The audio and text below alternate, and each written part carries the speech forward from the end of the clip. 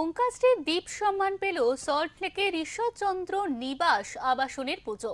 সল্টলেকের এই ঐতিহ্যবাহী পুজো এই বছর ৭৬তম বর্ষে পদার্পণ করলো। এই পুজোয় রয়েছে ঘরোয়া ছাপ।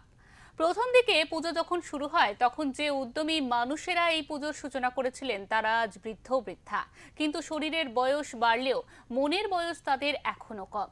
তাই এখনো তারা পুজোর দিনগুলিতে আবাসনের মাঠে একত্রিত হন, রাত জেগে পুজোয় অংশগ্রহণ করেন। পাশাপাশি এখন তাদের সঙ্গে যুক্ত হয়েছে নতুন প্রজন্মের প্রতিনিধিরাও।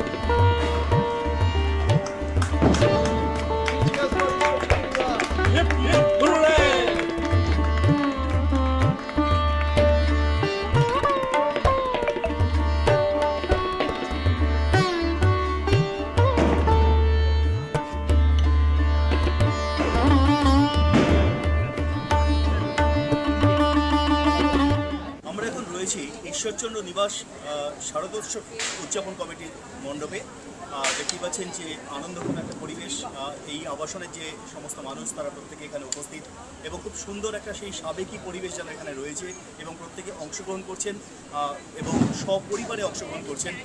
এই যে সুন্দর একটা পরিবেশ এখানে গড়ে উঠেছে শ্যামা পূজাকে কেন্দ্র করে, তার স্বীকৃতিস্বরূপ ওঙ্কার বাংলা বিশেষ শ্যামা সম্মানে ভূষিত করছে এই কমিটিকে। আমাদের এই তরফ থেকে আমাদের এখানকার ঈশ্বরচন্দ্র নিবাস যে আবাসন তাদের পুজো কমিটির তরফ থেকে আন্তরিক ধন্যবাদ জানাই।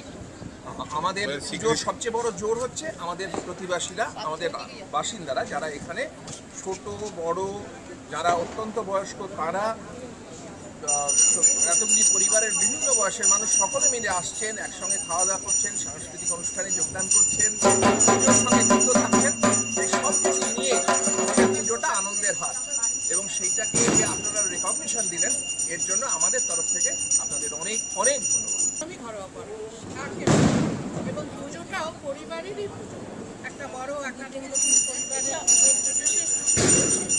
সেগুলো আমাদের খুব একটা সাধ্য নেই, খুব বেশি আড়ম্বর নেই, কিন্তু প্রাণের টানটা ভয়ঙ্করভাবে এবং অনেকেই দেখলাম সপরিবারে এসেছেন এখানে। সবাই সপরিবারে আসবার চেষ্টা করে, কিছু বয়স্ক বৃদ্ধ, কিছু যারা আসতে পারে না, নাহলে সবাই সপরিবারে আসবার চেষ্টা করে। আজকের এই যে সমষ্টি হচ্ছে এটা সপরিবারে এবং সেটা আমাদের এই আবাসনের পুজো কমিটি রক্ষা করে, এটা আমাদের সবার সমষ্টি। আপনি কত বছর যুক্ত আছেন? বছর আছি, এই পুজো এটা ৪৬তম বছর, 46th ইয়ার। আমি ফার্স্ট ইয়ার থেকে 46th ইয়ার মোটামুটি কয়েকটা ব্যাপারে একই ভূমিকায় আছি। বন্দ্যোপাধ্যায়ের সাথে রনক রায়, ওঙ্কার বাংলা।